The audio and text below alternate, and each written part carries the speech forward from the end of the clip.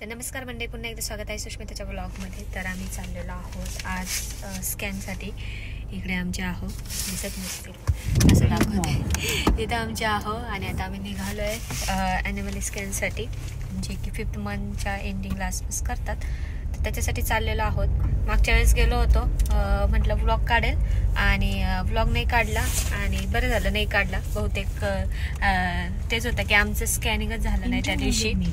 आम्ही खूप लेट झालो आणि त्याच्यामुळे आमचे स्कॅन झालं नाही आणि डॉक्टरांना पण भेटणं झालं नाही. त्याच्यामुळे आता आज आम्ही चाललोय.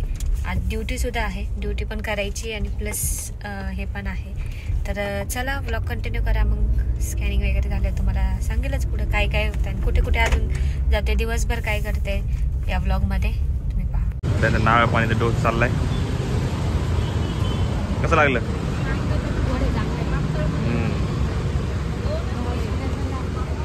आणि हे हॉस्पिटल साने गुरुजी.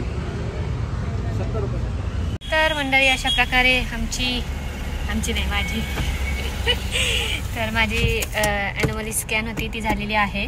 आणि आता आम्ही निघालो इकडे. आहो बिचारे खूप थकलेत, कारण सकाळी आम्ही कधी 8:30ला घरातनं 8:30 पावणे 8:15ला निघालो आहे आणि इथे पोहोचलो 8:45ला वगैरे. आणि एवढे सारे नंबर होते आणि तरी पण आमचा सेकंड नंबर लागला इतक्या लवकर येऊन सुद्धा. आणि नेहमी आम्ही जिथे स्कॅन करतो त्याच्याऐवजी आम्ही दुसरीकडे स्कॅन केलं. पण एवढी ट्रीटमेंट घेताना आम्हाला काही एक्सपिरियन्स आले आहे ना की कुठे स्कॅन केलं पाहिजे. तर आता एक गोष्ट अशी जाणवली की आपण म्हणतो की गव्हर्नमेंट हॉस्पिटल्स म्हणजे एवढं असं चांगले नसतात असं तसं.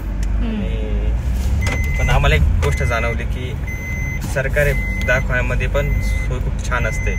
आम्ही आतापर्यंत एवढे 4-5 ठिकाणी सोनोग्राफी केल्या, सगळं केलं, प्रत्येक ठिकाणी खूप पैसे घातलेत. बट आज जेव्हा आम्ही इकडं आलो सरकारी दवाखान्यामध्ये ते साने गुरुजीमध्ये, तर आजचा एक्सपिरियन्स खूपच छान होता की खरंच डॉक्टर सगळे हेल्पफुल होते. आणि प्लस पैसे तर म्हणजे मिनिमल एकदम.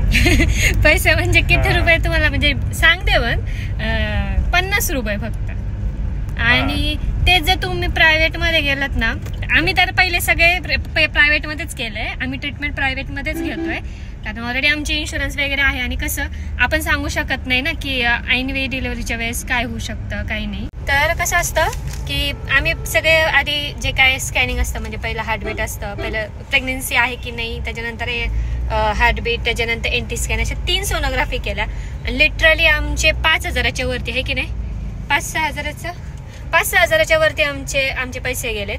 आणि दुसरी गोष्ट म्हणजे बाकी ब्लड टेस्ट असतात, खूप काही गोष्टी असतात. आता टेक्नॉलॉजी खूप पुढे गेली आहे, त्यामुळे आधीच बाळ व्यवस्थित आहे की नाही ते सगळं कळतं. तर मग त्या सगळ्या गोष्टी पण आम्हाला चेक करताना आम्हाला खूप सारे पैसे गेले प्रायव्हेटमध्ये करताना. पण कसं आपल्याला भीती वाटते ना की अरे सरकारी ह्याच्यात असं तसं.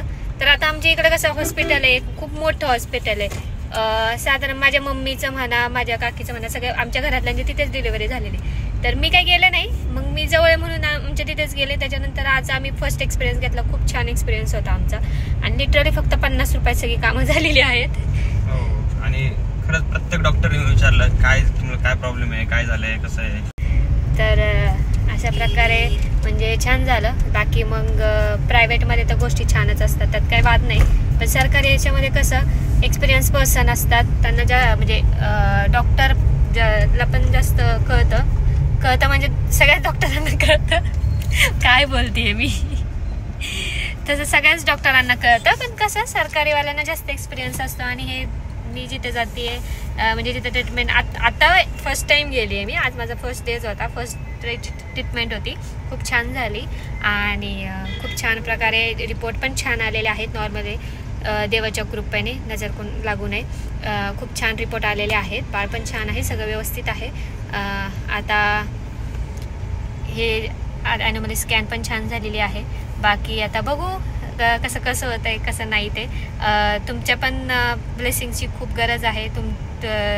आता आम्ही चाललो आहे घरी, आमची ड्युटी चालू आहे. 1 तासापुरता ब्रेक घेतला होता, जो जेवणाचा ब्रेक असतो तो आम्ही दोघांनी ब्रेक घेतला होता.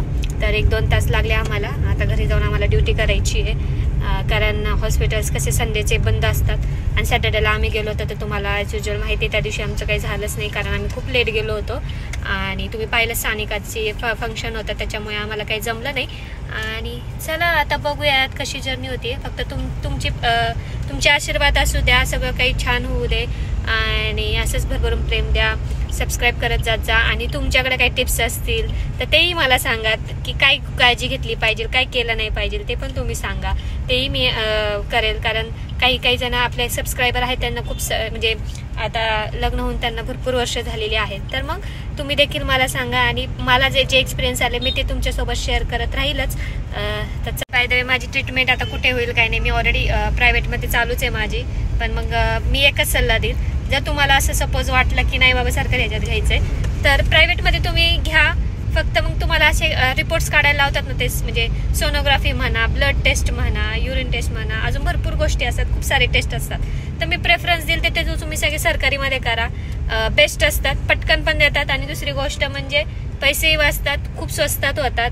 50-60 रुपयात जर तुम्हाला रिपोर्ट भेटत असेल तर मग काय. आणि तेच जर तुम्हाला प्रायव्हेट ह्याच्यामध्ये सोनोग्राफी जाऊन केली तर माझ्या एक्सपिरियन्सनुसार 5-6 हजाराच्या वरती तर तुमचे पैसे जाणारच जाणार. ब्लड टेस्टचे 2,500-2,000 हजार रुपये, त्याच्यामुळे त्याचेही पैसे जातात. मी एक एक्सपिरियन्स घेतला, मला असं वाटतं तुमच्यापैकी कोणी जरी असेल तर तुम्हाला हे एक्सपिरियन्स कामाला येईल, तुमचे पैसे वाचतील आणि कुठेही केलं तरी सोनोग्राफीच करायची, ब्लड टेस्टच करायचे, रिपोर्ट जे यायचे ते येणारच आहे. तर हेच मला ह्याच्यातनं सांगायचं होतं. प्रकारे नेहमीप्रमाणे आम्हाला लागलेली आहे ट्रॅफिक. पुण्यात ट्रॅफिक नाही लागलं तर काय होणार आहे ना, नेहमीच ट्रॅफिक लागते. सकाळी किती मोकळं होतं आणि आता फुल ट्रॅफिक लागली घरी जायच्या वेळेस. आणि आता झालेली आहे जेवणाची वेळ.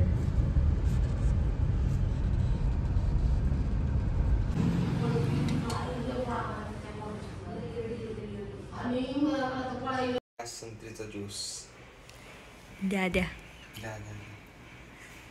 प्या मनसोक्त प्या. तर राहुलने अशी खूप छान संत्र्याचा ज्यूस बनवलेला आहे. संत्र्याचा ज्यूस खरंच खूप भारी झालेला आहे. फर्स्ट टाइम केला घरी त्यांनी. आणि आम्ही हडपसरला गेलो होतो त्यावेळेस त्यांनी आणले होते संत्री आणि संत्री खरंच खूप भारी लागले आहे की नाही. खूप छान संत्री लागले आम्हाला आणि संत्रीचा ज्यूस पण खूप भारी झालेला आहे.